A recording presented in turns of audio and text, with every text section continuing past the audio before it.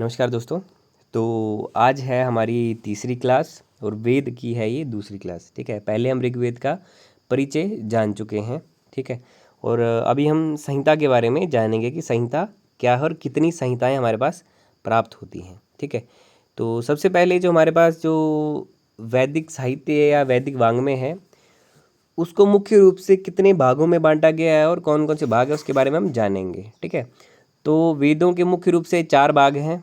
ठीक है, वैदिक वाङ्मय को 4 भागों में बांटा गया। सबसे पहले आता है संहिता भाग, ब्राह्मण भाग, आरण्यक भाग और उपनिषद भाग। ठीक है, संहिताएं हमारे पास कितनी हैं, ब्राह्मण कितने हैं, आरण्य कितने हैं, उपनिषद कितने हैं, ये हमें जानना है। ठीक है, और संहिता का तात्पर्य क्या है इसके बारे में भी हमें जानना है। तो संहिता का तात्पर्य उससे है जिसमें वेद मंत्र संकलित किए गए हैं, उसे संहिता कहते हैं। तो संहिताएं हमारे पास 4 हैं। कौन कौन सी संहिताएं हैं? ऋग संहिता, यजुः संहिता, साम संहिता और अथर्व संहिता। ठीक है, ऋग्वेद, यजुर्वेद, सामवेद और अथर्ववेद, ये 4 संहिताएं हमारे पास प्राप्त होती हैं। ठीक है, संहिता ग्रंथों की संख्या 4 है। जिस ग्रंथ में विभिन्न ऋषियों द्वारा दृष्ट ऋक मंत्रों का संकलन किया गया है उसे क्या कहते हैं? उसे ऋग्वेद संहिता कहते हैं। अब देखिए यहाँ बोला गया है कि दृष्ट ऋक मंत्रों का। अब दृष्ट का मतलब क्या होता है कि देखना। ठीक है, हमारी जो पुरानी परंपरा है उसके अनुसार जितने भी वेदों के मंत्र हैं वो सब लिखे या कहीं से मतलब वो नहीं किए गए हैं, वो सारे के सारे देखे गए हैं। किसके द्वारा देखे गए हैं? तो जो हमारे जितने पुराने जो जितने भी ऋषि थे उन्होंने अपनी जो दिव्य दृष्टि थी उसके द्वारा वो सारे मंत्र उन्होंने साधना के द्वारा देखे थे, इसलिए उनको दृष्ट मंत्र कहा जाता है। ठीक है, या दृष्ट मंत्र कहा जाता है। तो क्या कहता है कि संहिता ग्रंथों की संख्या 4 है। जिस ग्रंथ में विभिन्न ऋषियों द्वारा दृष्ट ऋक मंत्रों का संकलन किया गया है उसे ऋग्वेद संहिता कहते हैं। ठीक है, और जिस ग्रंथ में यज्ञ याग आदि में प्रयुक्त होने वाले यजुष मंत्रों का संकलन किया गया उसे यजुर्वेद संहिता कहते हैं। ठीक है, सम्यकम। फिर कहते हैं कि जिस ग्रंथ में यज्ञ याग आदि में गाए जाने वाले मंत्रों या फिर साम मंत्रों का संकलन किया गया हो उसे सामवेद कहते हैं। एवं शांति तथा पौष्टिक कार्यों से संबंधित मंत्रों का जो संकलन तैयार किया गया उसे अथर्ववेद संहिता कहते हैं। ठीक है, 4 संहिताएं बताई गई। ठीक है, जो कि आपके सामने मैंने बताई। सबसे पहले ऋग्वेद संहिता, दूसरी यजुर्वेद संहिता, तीसरी सामवेद संहिता और चौथी अथर्ववेद संहिता। ठीक है, संहिता समझ आ गई। फिर चलते हैं कि आगे क्या कहता है कि भारतीय परंपरा के अनुसार महर्षि कृष्ण द्वापायन ने एक मूल वेद को 4 संहिताओं में संकलित किया था। संहिता को सुरक्षित रखने के लिए उन्होंने इन संहिता को 4 शिष्यों को पढ़ाया। ये बहुत ही इम्पॉर्टेंट है, और जब आप वेदों को पढ़ेंगे तो आपका जितना भी वैदिक साहित्य है इन 4 शिष्यों के इर्द गिर्द ही घूमेगा। ठीक है, तो किन 4 शिष्यों को पढ़ाया? तो एक का नाम है पाइल, जैमिनी, वैशंपायन और सुमंतु। ठीक है, एक क्रम से आप याद रख सकते हैं कि ऋग्वेद के जो आचार्य हैं वो कौन है? पाइल हैं। सामवेद के जो आचार्य हैं वो कौन है? जैमिनी हैं। और यजुर्वेद के जो आचार्य हैं वैशंपायन हैं और अथर्ववेद के सुमंतु हैं। सम्यकम। तो पाइल को किसका ज्ञान दिया? ऋग्वेद का। जैमिनी को किसका ज्ञान दिया? सामवेद का। वैशंपायन को किसका ज्ञान दिया? यजुर्वेद का। और अथर्ववेद का ज्ञान दिया सुमंतु को। ठीक है, किसने दिया? कृष्ण द्वापायन, जिनका आज के समय में नाम है वेद व्यास। ठीक है, वेद व्यास जी। ठीक है, फिर आगे कहते हैं कि इन 4 शिष्यों ने 4 संहिताओं को अनेक शिष्यों को पढ़ाया और उन शिष्यों ने अपने शिष्यों को पढ़ाया। इस प्रकार से संहिता साहित्य का श्रुति रूप में विकास हुआ। ठीक है, लिखा कहीं भी नहीं गया था इनको। ठीक है, सुन सुन के आगे आगे याद रखते थे। पहले सबकी स्मरण शक्ति जो थी बहुत स्ट्रांग हुआ करती थी, आज के समय में तो नहीं रही वैसी, इसलिए वेदों को लिखने की ज़रूरत पड़ी। ठीक है, फिर आचार्य आ गए। आचार्य के बाद आता है हमारे पास क्या टॉपिक आ रहा है कि ऋत्विक क्या है। ठीक है, तो ऋत्विक बोलते हैं कि सामान्य वैदिक यज्ञ में जो व्यक्ति पुरोहित के रूप में अनुष्ठान कराते थे उन्हें ऋत्विक कहा जाता है। ठीक है, तो क्या बोलता है कि जैसे आज के समय में पंडित होते हैं ना जो यज्ञ इत्यादि का अनुष्ठान में करते हैं, जो भी अनुष्ठान करते हैं आज के समय में यज्ञ, उनको ऋत्विक कहा जाता है। ठीक है, तो हर वेद का ऋत्विक अलग अलग है। क्या बोलता है? सामान्य वैदिक यज्ञ श्रोत याग में जो व्यक्ति पुरोहित के रूप में अनुष्ठान कराते थे उन्हें ऋत्विक कहा जाता था। ये आपको जरूरी याद रखना है। कोई भी आपसे पूछ ले कि ऋत्विक कौन है, ऋत्विक किसे कहते हैं? तो ये लाइन आपको याद रखनी है कि सामान्य वैदिक यज्ञ में जो व्यक्ति पुरोहित के रूप में अनुष्ठान कराते थे उन्हें ऋत्विक कहा जाता है। ठीक है, ये आगे इसके बाद चलते हैं कि ऋत्विक है कौन कौन से। ठीक है, किन किन को ऋत्विक कहा जाता है, उनके नाम क्या हैं? तो सबसे पहले कहते हैं होता, उद्गाता, अध्वर्यु, ब्रह्मा। ठीक है, कि यह वैदिक युग के पुरोहितों की संस्था के रूप में प्रसिद्ध था, जिसके 4 वर्ग थे। वर्ग मान लो, उनके नाम जान लीजिए। उनके नाम बता दिए, होता, उद्गाता, अध्वर्यु, ब्रह्मा। होता आगे ऋग्वेद के, उद्गाता यजुर्वेद के, अध्वर्यु सामवेद के और ब्रह्मा अथर्ववेद के। ठीक है, सम्यकम। होता किसके आ गए? ऋग्वेद के, उद्गाता यजुर्वेद के, अध्वर्यु सामवेद के और ब्रह्मा अथर्ववेद के। यहाँ एक कन्फ्यूज़न लग रही है मुझे कि जो अध्वर्यु शायद यजुर्वेद के हैं। एक सेकंड में चेक कर लूँ।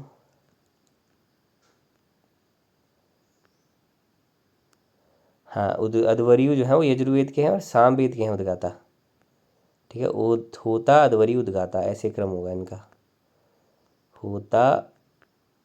होता आएंगे ऋग्वेद के, अध्वर्यु आएंगे यजुर्वेद के, पहले पे आएंगे ये, दूसरे पे ये आएंगे, तीसरे पे आएंगे और चौथे पे ये आएंगे। ठीक है, ऋग्वेद के होता, अध्वर्यु यजुर्वेद के, उद्गाता सामवेद के और ब्रह्मा अथर्ववेद के। देखिए, आपको जो भी करना है वो समझ के करना है, हवा में हमें कोई भी बात नहीं करनी है। ठीक है, क्योंकि एक गलती की वजह से आपका एग्ज़ाम में पेपर गलत हो सकता है। ठीक है, ये क्वेश्चन गलत हो सकता है। ठीक है, फिर चलते हैं शाखा पे। ठीक है, आचार्य हमने देख लिए। ठीक है, पाइल, जैमिनी, वैशंपायन, सुमंतु, ये देख लिए। 4 आचार्य देख लिए। 4 हमने क्या देख लिए? वर्ग देख लिए। किन के वर्ग देखे? ऋत्विकों के। ठीक है, अब हम चलेंगे शाखाओं पे। अब शाखा विचार कर लेते हैं जी। शाखा के बारे में क्या कहते हैं कि संहिताओं की कालांतर में अनेक शाखाएं बन गई, क्योंकि मंत्रों के संकलन, ग्रहण, अग्रहण तथा उच्चारण से संबद्ध वेदों का आविर्भाव हुआ। धार्मिक उपयोग के कारण बहुत दिनों तक शाखाएं सुरक्षित रही, किंतु क्रमशः अनेक शाखाएं लुप्त हो गई, जो कि जिनका एग्जाम्पल आज के समय में देखने को मिलता है। जैसे ऋग्वेद जब आप पढ़ते हैं तो उसमें चरणों के अनुसार 5 शाखाएं हैं, शाकल, वाष्कल, आश्वलायन, शांखायन और मांडुकायन, लेकिन प्राप्त वर्तमान में सिर्फ एक ही होती है, इसका नाम है शाकल शाखा। ठीक है, तो सबसे पहले मत आएगा हमारे पास पतंजलि जी का। ठीक है, ये मैं आपको शायद पहले पढ़ा भी चुका हूँ पिछली वीडियो में, अगर आपने नहीं देखी है तो आप उसको देख लीजिए, उसमें ऋग्वेद का अच्छे से परिचय करवाया गया है। ठीक है, तो पतंजलि जी अपने महाभाष्य में क्या लिखते हैं, एक बार फिर पढ़ा देते हैं इसे। पतंजलि अपने महाभाष्य में लिखते हैं कि वैदिक शाखाओं की अधिकतम संख्या का निर्देश पतंजलि ने अपने महाभाष्य के प्रथम आहनिक में इस प्रकार किया है। प्रथम आहनिक, उसमें 84 या 85 आहनिक है। ठीक है, किसमें? महाभाष्य में। ठीक है, तो उस पहले आहनिक में क्या कहते हैं कि चत्वारो वेदा संख्या सरहस्या बहुधा विन्ना, एक शतमध्वर्यु शाखा सहस्त्रवर्मा सामवेद, एक विंशतिदा भावृच्यम नवदा अथर्वणो वेद। अर्थात 4 वेद अपने अंगों तथा उपनिषदों के साथ अनेक प्रकार से पार्थक्य युक्त है। यजुर्वेद की 101 शाखाएं, सामवेद की कितनी? 1 सहस्त्र शाखाओं में विभक्त है सामवेद। ठीक है, ऋग्वेद की कितनी? 21 शाखाएं और अथर्ववेद की 9 शाखाएं हैं। ठीक है, सम्यकम। एक शतमध्वर्यु शाखा, अध्वर्यु कौन है? यजुर्वेद के ऋत्विक। कौन है? यजुर्वेद के ऋत्विक, अध्वर्यु। ठीक है, तो उसकी कितनी? 1 शतम शाखाएं हैं। ठीक है, 100 शाखाएं या 101 शाखाएं। सहस्त्रवतरमा सामवेद, और सहस्त्र कितनी होती है? 1000 शाखाएं किसकी हैं? सामवेद की, लेकिन आज के समय में प्राप्त नहीं होती। ठीक है, फिर आगे चलते हैं हम। इसमें एक मत और व्यक्ति का आता है जिसका नाम है चरणव्यूह। ठीक है, उसका हम आगे जान लेंगे, जहाँ जैसे हम पढ़ते जाएंगे आगे उनका मत आता जाएगा। ठीक है, तो ये हो गया हमारे पास संहिता साहित्य का सामान्य परिचय। ठीक है, जिसमें आपने देख लिया कि संहिता मुख्य रूप से 4 प्रकार की है। कौन कौन सी? वेदों के मुख्य रूप से 4 भाग हैं। कौन कौन से? संहिता भाग, ब्राह्मण भाग, आरण्यक भाग और उपनिषद भाग। उसमें संहिता ये 4 हैं, ऋग्वेद संहिता, यजुर्वेद संहिता, सामवेद संहिता और अथर्ववेद संहिता। ठीक है, फिर आगे ब्राह्मण आएंगे, फिर आगे आरण्यक आएंगे, फिर उपनिषद आएंगे। ठीक है, इनको मैंने आपको पहले ही बताया था कि इनको अगर आप आश्रमों से जोड़ना चाहें तो जोड़ सकते हैं। ब्रह्मचर्य आश्रम, इसके बाद गृहस्थ आश्रम, वानप्रस्थ और आरण्यक आश्रम। ठीक है, ये 4 आश्रमों के साथ इनको आप जोड़ सकते हैं, तब आपको याद रखने में आसानी रहेगी। ठीक है, अब चलते हैं ऋग्वेद पे। ठीक है, तो वैदिक साहित्य का सबसे प्राचीन व प्रथम ग्रंथ का नाम ऋग्वेद है। ठीक है, ये आगे वैदिक साहित्य का सबसे प्राचीन व प्रथम ग्रंथ का नाम ऋग्वेद है। ठीक है, आज के टाइम में सबसे पुराना जो ग्रंथ वर्तमान में प्राप्त होता है उसका नाम ऋग्वेद ही है। किसी के पास इसका जवाब नहीं है कि ऋग्वेद कब लिखा गया। मतलब हमारे वेद इतने पुराने हैं कि उनके लिखे जाने का समय निर्धारण करने में लोगों को बहुत दिक्कतों का सामना करना पड़ रहा है, और कुछ लोगों ने तो अपनी पूरी ज़िंदगी लगा दी तब भी वो वेदों का समय या काल निश्चित नहीं कर पाए हैं। ठीक है, और उनमें हमारे भारतीय भी हैं और कुछ विदेशी भी हैं। विदेशियों ने बहुत कोशिश की कि वेदों का काल निर्धारण कर सकें, लेकिन वो नहीं कर पाए।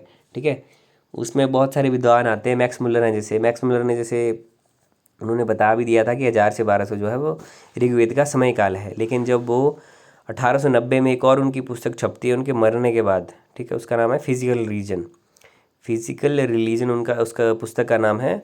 उसमें वो लिखते हैं कि वेदों का काल निर्धारण करना असंभव है, हम नहीं कर सकते। ठीक है, फिर एक और विद्वान है, शायद इनका नाम है ए बेबर, उन्होंने मतलब अपनी पूरी ज़िंदगी काल निर्धारण करने में ही लगा दिया, वेदों का काल निर्धारण करने में। पर लास्ट में इस निष्कर्ष पे पहुँचे कि वेदों का काल निर्धारण करना असंभव है, हमारे पास ऐसे इतने मतलब साधन नहीं है कि हम उन तक पहुँच सके, उन वेदों तक पहुँच सके। ठीक है, तो आप खुद अंदाज़ा लगाइए कि हमारे पास जो हमारी धरोहर है वेद, वो कितने पुराने हैं। मतलब कब से पढ़ते आ रहे हैं कि साइंस पता भी नहीं लगा पा रही वो कब से लिखे गए हैं। ठीक है, तो वैदिक साहित्य का सबसे प्राचीन व प्रथम ग्रंथ का नाम ऋग्वेद है। इसका कारण यह है कि यह सभी वेदों में क्या है, पूजित है। ठीक है, और ऋग्वेद शब्द में ऋच या ऋक का अर्थ है स्तुतिपरक मंत्र। ऋच्यते स्तूयते अन्या इति ऋक। ठीक है, जिसके द्वारा क्या किया जाता है, स्तुति की जाती है देवताओं की, उसको क्या कहते हैं, ऋक कहते हैं। जिन मंत्रों के द्वारा देवों की स्तुति की जाती है उन्हें ऋक या ऋचा कहते हैं। ऋग्वेद में विभिन्न देवताओं की या देवों की स्तुति वाले मंत्र हैं, अतः इसे ऋग्वेद कहते हैं। भाषा शैली और व्याकरण एवं मंत्रों के अध्ययन से ज्ञात होता है कि यह किसी एक समय की रचना नहीं, किंतु विभिन्न कालों में विभिन्न ऋषियों द्वारा हुई रचनाओं का संग्रह ग्रंथ है। सम्यकम, भाषा को देख लीजिए, शैली, व्याकरण एवं मंत्रों के अध्ययन से ज्ञात होता है कि यह किसी एक समय, मतलब ऐसा नहीं कि कोई एक व्यक्ति बैठा, मतलब एक दिन बैठा और उसने पूरा ग्रंथ लिख दिया, पूरा ऋग्वेद लिख दिया और ख़त्म कर दिया। ठीक है, ऐसा नहीं है।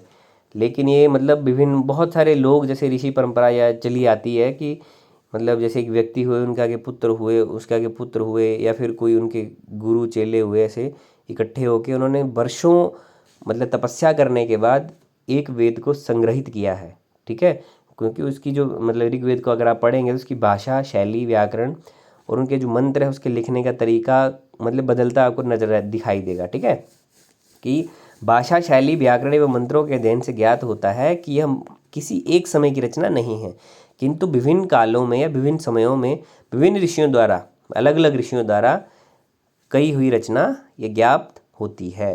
ठीक है, यहाँ पर संहिता शब्द का प्रयोग संकलन या संग्रह अर्थ में होता है। ठीक है, ऋग्वेद को चारों वेदों में सबसे अधिक महत्वपूर्ण, अक्षुण्ण तथा आदरणीय माना जाता है। परिमाण मतलब साइज की दृष्टि से भी यह चारों वेदों में विशालक है। ठीक है, विशालकाय है। ठीक है, इसमें अधिकांश देव कौन कौन से, इंद्र, अग्नि, सोम, विष्णु, मरुत आदि प्राकृतिक देवताओं में प्रतिनिधि है। आचार्य, ऋग्वेद के आचार्य कौन है, पाइल हैं। ठीक है, पहले भी बताया, जो कि व्यास के शिष्य हैं। व्यास कौन, कृष्ण द्वापायन। लाइन रिपीट होगी 2 बार। ठीक है, सम्यकम। आगे फिर वही बात आ गई कि पतंजलि के अनुसार ऋग्वेद की शाखाएं कितनी, तो बोलता है एक विंशतिदा बाहवृच्यम की 21 शाखाएं हैं। किसकी, ऋग्वेद की। किसके अकॉर्डिंग, पतंजलि के अनुसार। ठीक है, और पतंजलि ने कहाँ लिखी है, महाभाष्य में। सम्यकम।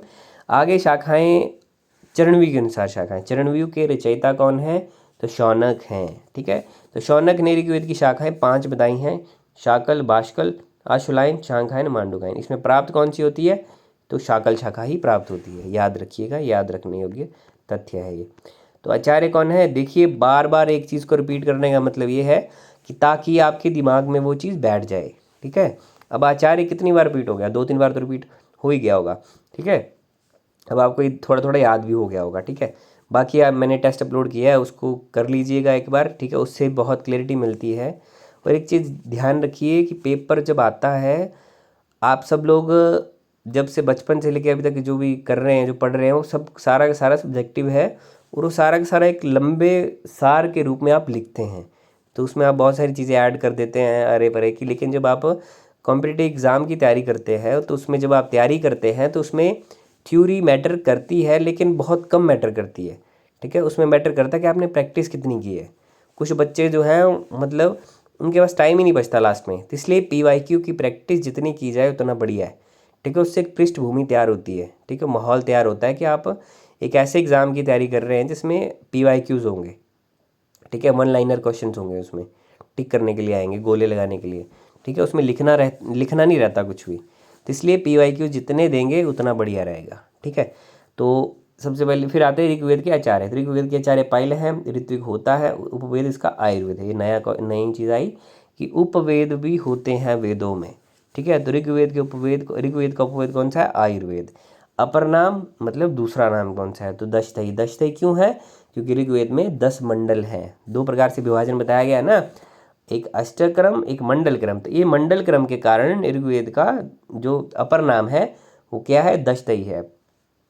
और इसको होत्री वेद भी कहते हैं। होत्री वेद क्यों कहते हैं? क्योंकि इसके ऋत्विक का नाम होता है सम्यकम। अब आगे चलते हैं, तो आगे बोलता है विभाजन। अब हर चीज़ को किसी न किसी चीज़ में बांटा गया होता है, तो 2 प्रकार से बांटा गया है ऋग्वेद को, अष्टक्रम, मंडल क्रम। अष्टम क्रम के अनुसार 8 अष्टक है, अध्याय 64 है, वर्ग 2024 है, कुछ लोग वर्ग 2006 भी मानते हैं, ठीक है, ये भी याद रखना, ठीक है। उसके बाद मंत्र, तो मंत्र 10,552 है, और ये खत्म हो गया। अष्टक्रम समझ आ गया। फिर चलते हैं मंडल क्रम पे। तो मंडल क्रम में 10 मंडल हैं, सूक्त 1017 है, लेकिन 11 इसमें बालखिल्य सूक्त हैं, और टोटल मिला देंगे तो 1028 हो जाएंगे, ठीक है। बालखिल्य सूक्तों की संख्या कितनी है? तो 11 है, ठीक है। अनुवाग इसमें 85 है, मंत्र 10,580 हैं सम्यकम। अब आगे चलते हैं, आगे आगे हो सकता है ऋग्वेद के पद पाठ करता। ये आपके लिए ऐसे जरूरी नहीं है, पर फिर भी याद रखिए। तो ऋग्वेद के पद पाठ करता है शाकल्य और रावण, ठीक है, ठीक है। फिर ये आगे थोड़ा और डीप बातें हैं, लेकिन आपको याद नहीं रखनी है। ये याद रखिए कि शाकल शाखा यह ऋग्वेद की एकमात्र उपलब्ध शाखा है, बस, ठीक है। इसके आगे इस शाखा के प्रवर्तक शाकल्य ऋषि हैं, ये चीज़ें आपने याद नहीं रखनी। फिर भी मैं PDF डाल दूंगा, आप एक बार यहाँ से एक बार इसको पढ़ लीजिएगा अपनी तसल्ली के लिए, ठीक है। तो ये वही है शाखाएं कि शाकल शाखा के बारे में डीप थोड़ा सा, फिर आशुलायन शाखा के बारे में शांखायन व मंडूकायन, ठीक है। तो ये आपने नहीं पढ़ना है, ठीक है। फिर सीधा आ जाएंगे ऋग्वेद के ब्राह्मणों पे। तो मैंने पहले भी पढ़ा चुका हूँ इस चीज़ को। ऋग्वेद के 2 ब्राह्मण हैं, ऐत्रेय ब्राह्मण, कौशिकी ब्राह्मण। कौशिकी ब्राह्मण को शांखायन भी कहते हैं। ऋग्वेद के अरण्य ग्रंथ कौन कौन से हैं? ऐत्रेय अरण्य, शांखायन अरण्य, ठीक है। ऋग्वेद के उपनिषद कौन से हैं? ऐत्रेय उपनिषद, कौशिकी उपनिषद। ऋग्वेद के कल्प सूत्र, तो यज्ञ संबंधी विधान जिसमें किया गया हो उसे कल्प कहते हैं। तो कल्प कितने प्रकार के हैं? 4 प्रकार के, श्रौत, गृह और धर्म और शुल्ब, ये 4 प्रकार हैं किसके? कल्प के। तो श्रौत सूत्र कौन कौन से हैं? आशुलायन, शांखायन। गृह सूत्र कौन कौन से? आशुलायन, शांखायन और कौशिकी, 3 है। धर्म सूत्र वासिष्ठ धर्म सूत्र। शुल्ब सूत्र प्राप्त नहीं होते, ठीक है। अब आगे चलते हैं ऋग्वेद की शिक्षा ग्रंथ। तो ऋग्वेद की शिक्षा ग्रंथ कौन से हैं? पाणिनि शिक्षा जिसमें 60 कारिकाएँ हैं, और वासिष्ठ शिक्षा सम्यकम, ये आगे शिक्षा ग्रंथ है, ठीक है। 2 ऋग्वेद का प्रातिशाख्य। प्रातिशाख्य शिक्षा वेदांग से संबंधित है, ठीक है। ऋग्वेद का एकमात्र प्रातिशाख्य शाकल शाखा की उपशाखा शौश्रीय शाखा से संबंधित है। यह प्रातिशाख्य छंदोबद्ध और सूत्रबद्ध दोनों रूपों में उपलब्ध होता है, ठीक है। अगर आप इसको छंदोबद्ध देखेंगे तो 529 कारिकाएँ हैं, और अगर आप सूत्रबद्ध में देखेंगे तो 1067 सूत्र हैं इसमें सम्यकम। अब इसके आचार्य कौन है? मतलब ऋग्वेद के रचना का ऋग प्रातिशाख्य के रचयिता कौन है? तो शौनक हैं, ठीक है। अध्याय इसमें 3 है और पटल इसमें 18 है, ठीक है। 3 अध्याय है ना, प्रत्येक अध्याय में 6 पटल हैं, ठीक है। 6 12, 12 और 6 18 सम्यकम, समझ आ गया। और इस प्रातिशाख्य ऋग प्रातिशाख्य पर भाष्य लिखा है किसने? उवट ने सम्यकम। छोटी छोटी चीज़ें होती है, कई बार एग्जाम में फंस जाती है, ठीक है, याद रखिएगा इन चीज़ों को भी। ठीक है। इसके बाद मंडल अनुसार जो मैंने आपको पहले ही बताया था कि स्टार चिन्हो कृत सम्मद विश्वामत्री पंचकम भारद्वाजो विशिष्ट कर्ण सोमो बिरगुड़दश, कि आपने ये वाली चीज़ें तो याद नहीं रखनी है, ये वाली, पर ये और ये आपको याद रखनी है कि स्टार चिन्हो कृत सम्मद विश्वामित्र वामदेव अत्रि भारद्वाज विशिष्ट कर्ण व सोम और भृगु, ये 10 नाम आपको याद रखने हैं। मैंने पिछली वीडियो में आपको एक श्लोक दिया था, स्टार चिन्हो कृत सम्मद विश्वावामत्री पंचकम भारद्वाजो विशिष्टश्च कण्वसुमोमो भृगुर्दश, ये आपको याद कर लेना है। ठीक है, ट्रिक है ये। ठीक है, 10 मंडल है, उन 10 मंडलों के ऋषि कौन कौन से हैं ये आपको याद होना चाहिए। ठीक है, पर कौन से मंडल में कितने मंत्र है ये आपको याद नहीं करना है।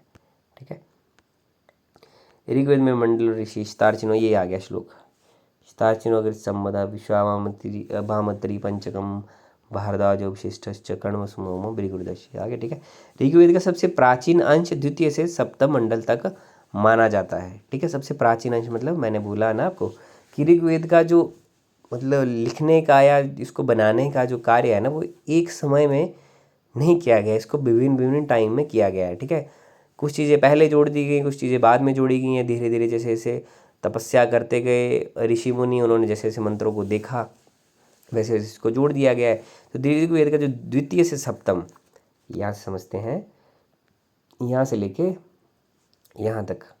ठीक है, दूसरा, तीसरा, चौथा, पांचवा, छठा और सातवां, कितने हो गए? ये 6। ठीक है, कितने? 1 2 3 4 5 6, ये 6 मंडल जो हैं वो क्या है? बहुत पुराने हैं। ठीक है, प्राचीन अंश है। और दूसरे से 7वें तक के मंडल को वंश मंडल भी कहते हैं। ये बहुत इंपॉर्टेंट है, ये आपको नेट के पेपर में भी देखने को मिलेगा, मतलब इंपॉर्टेंट है ये चीज़। ठीक है, दूसरे से 7वें तक के मंडल को वंश मंडल भी कहते हैं और इसको सबसे प्राचीन अंश भी माना जाता है। ऋग्वेद का जो 10वां मंडल है वो अर्वाचीन है। ठीक है, एक होता है प्राचीन, एक होता है अर्वाचीन, मतलब नया है वो। ठीक है, ऋग्वेद का 10वां मंडल सम्यकम। फिर ऋग्वेद में देवता, ये भी इंपॉर्टेंट है। तो ऋग्वेद में 3 प्रकार के देवताओं को उल्लेख है। तिस्रः एव देवता, 3 प्रकार के, पृथ्वी स्थानीय, द्विस्थानीय, अंतरिक्ष स्थानीय। पृथ्वी स्थानीय, द्विस्थानीय, अंतरिक्ष स्थानीय। अब आपको पता होना चाहिए कि कौन सा देवता कहाँ रहता है। ठीक है, तो अग्नि पृथ्वी स्थानीय देखता है, अग्नि, बृहस्पति, सोम, देवी, प्रजापति, विश्वकर्मा, नदी, ये कहाँ रहते हैं? पृथ्वी पर। द्विस्थानीय मतलब जो पृथ्वी में भी रहते हैं, अंतरिक्ष में भी रहते हैं, इनका नाम है सूर्य, विष्णु, वरुण, अश्विनी, सविता, जो आदित्य। ठीक है, अंतरिक्ष स्थानीय आ गया आपके पास, जो सिर्फ अंतरिक्ष में रहते हैं, धरती पर नहीं रहते। ठीक है, उनका नाम है इंद्र, रुद्र, वायु, पर्जन्य और आप। सम्यकम, ये आप याद रखिएगा, ये इंपॉर्टेंट है। ठीक है, आगे आते हैं ऋग्वेद के भाष्यकार। देखिए अभी तक मैंने यहाँ से प्रश्न देखा नहीं है। ठीक है, ऋग्वेद के भाष्यकारों से। ठीक है, ऋग्वेद के प्राचीन भाष्यकार याद रखिएगा कि ऋग्वेद के प्राचीन भाष्यकार कौन है? स्कंद स्वामी है। ठीक है, और सायण ने 4 वेदों पर भाष्य लिखा, ये भी याद रखिए। ऐसे मतलब तथ्य के रूप में याद रख सकते हैं हम कि ऋग्वेद के प्राचीन भाष्यकार कौन थे जिन्होंने सबसे पहले भाष्य लिखा होगा, सबसे प्राचीन भाष्य इनका, उनका नाम है स्कंद स्वामी। सायण ने 4 वेदों पर भाष्य लिखा है कि सायण एक ऐसे व्यक्ति हैं जिन्होंने सभी वेदों पर भाष्य लिखा है। ठीक है, सम्यकम। और भाष्य का नाम भी दिया है कि माधवीय वेदार्थ प्रकाश। ठीक है, अब आगे चलते हैं। ऋग्वेद के पाश्चात्य विद्वान एवं अनुवादक, ये तो मतलब आपके काम का है नहीं। ठीक है, तो अब चलते हैं हम यजुर्वेद पे। सम्यकम, देखिए अभी तक जो जितनी चीज़ें बताई मैंने, इनमें से बहुत सारी चीज़ें पहले पढ़ाई हैं आपको। ठीक है, अब चलते हैं हम यजुर्वेद पे। तो यजुर्वेद जो है उसका उपवेद, जैसे ऋग्वेद का उपवेद क्या बोला हमने? आयुर्वेद। ठीक है, यजुर्वेद का उपवेद क्या है? तो धनुर्वेद। ठीक है, धनुर्वेद, यजुर्वेद का उपवेद धनुर्वेद। ऋत्विक अध्वर्यु, देवता वायु और ऋषि इनके वैशंपायन। ऋग्वेद के देवता कौन है? अग्नि, और यजुर्वेद के वायु। ऋत्विक कौन से? अध्वर्यु। उपवेद धनुर्वेद, ऋषि वैशंपायन, पाइल वैशंपायन बोला था ना। ठीक है, फिर आता है यजुर्वेद। तो यजुर्वेद कर्मकांड प्रधान वेद है जिसका संकलन अध्वर्यु नामक ऋत्विक के उपयोग के लिए होता है। यजुर्वेद क्या है? कर्मकांड प्रधान वेद है जिसका संकलन अध्वर्यु नामक ऋत्विक के उपयोग के लिए होता है। तो यजु शब्द यज धातु से उसी प्रत्यय के योग से संपन्न होता है जिसका अर्थ क्या होता है? यज्ञ के साधक मंत्र। सम्यकम। और इसे क्या कहा जाता है? ये बहुत इंपॉर्टेंट है कि अनियत अक्षरावसानम, ये कहा जाता है। अनियत मतलब जिसमें नियत नहीं है, क्या? अक्षरों में अवसान। ठीक है, अवसान होता है रुकना। ठीक है, क्योंकि जब हम पद्य पढ़ते हैं या कोई भी चीज़ पढ़ते हैं तो उसमें यति लेते हैं ना, हम रुकते हैं बीच में, ठीक है। तो यजुर्वेद के जो श्लोक होते हैं इतने लंबे होते हैं कि उसमें नियत नहीं है कि कहाँ रुकना है, ठीक है। मतलब आप अपनी मर्जी से कहीं भी रुक सकते हैं वैसे, ठीक है, क्योंकि उसमें कोई नियत रूप से बताया नहीं गया, कहीं वो फुल स्टॉप या कोमा या कुछ लगाया नहीं गया है, ठीक है। तो क्या कहते हैं, अनियत अक्षरावसानम की अर्थात जिसमें पद्यों के समान अक्षरों की संख्या निश्चित नहीं होती। जैसे पद्य होते हैं ना कि बहुत लंबे लंबे पद्य लिखे गए होते हैं जिसमें मतलब रुकने का पता ही नहीं कहाँ रुकना है कहाँ नहीं, ठीक है। तो आगे चलते हैं कि यजुष के कुछ मुख्य अर्थ इस प्रकार हैं। यजुष मतलब यजुर्वेद के मुख्य अर्थ, ठीक है। तो क्या कहते हैं, यजुरु यजित, यहाँ चलते हैं। आचार्य यास्क निरुक्त के 7वें अध्याय में यजुष की व्याख्या करते हुए कहते हैं कि यजुर यजेते अर्थात यज्ञ से संबद्ध मंत्रों को यजुष कहते हैं, ठीक है। यजुर यजेते अर्थात यज्ञ से संबद्ध मंत्रों को यजुष कहते हैं। शेषे यजु शब्द, ठीक है, शेषे यजु शब्द अर्थात पद्यवंद, ठीक है, और गीति से रहित मंत्रात्मक रचना को क्या कहते हैं, यजु कहते हैं। सम्यकम तैत्तिरीय संहिता की भाष्य भूमिका में ये बहुत इंपॉर्टेंट है, ठीक है। क्या बोलते हैं, सायन जो है वो जब तैत्तिरीय संहिता की भाष्य भूमिका लिखते हैं तो उसमें क्या लिखते हैं यजुर्वेद के लिए कि वित्ति स्थानीयो यजुर्वेद चित्र स्थानावितारो तस्मात् कर्मसु यजुर्वेदस्येव प्राधान्यम। वित्ति स्थानीय यजुर्वेद चित्र स्थानीय वितारो तस्मात् कर्मसु यजुर्वेदस्येव प्राधान्यम। कि वित्ति स्थानीय यजुर्वेद की, यजुर्वेद क्या है, वित्ति है। वित्ति क्या होती है, वित्ति होती है दीवार, ठीक है। दीवार मतलब जैसे आपके घर की एक दीवार है, ड्राइंग रूम बोल लो, कोई भी दीवार है तो वो क्या है, यजुर्वेद है, ठीक है। और चित्र स्थाना वितारो जो उससे इतर है, किससे, यजुर्वेद से इतर जो है वो चित्र है, ठीक है। अब कोई दीवार होगी तभी हम उस पर चित्र लगा सकते हैं ना। जैसे मान लीजिए कि ये दीवार है, ये एक दीवार है, ये इतनी, ये दीवार है, ठीक है। अब हमें मतलब फ्रेम है, कोई फोटो फ्रेम से चित्र है कोई, ठीक है, वो हमें किसी उस दीवार पे चिपकाने हैं। तो ये चिपका दिया हमने ऋग्वेद, ये चिपका दिया सामवेद, ये चिपका दिया अथर्ववेद।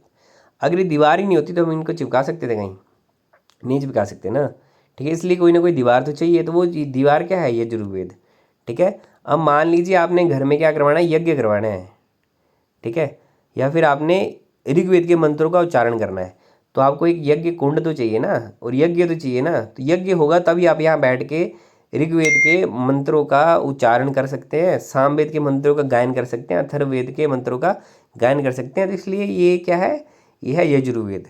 यजुर्वेद मतलब यज्ञ, ठीक है। उसमें प्रयुक्त होने वाले मंत्र ऋग्वेद के होते हैं, सामवेद के और अथर्ववेद के होते हैं, ठीक है।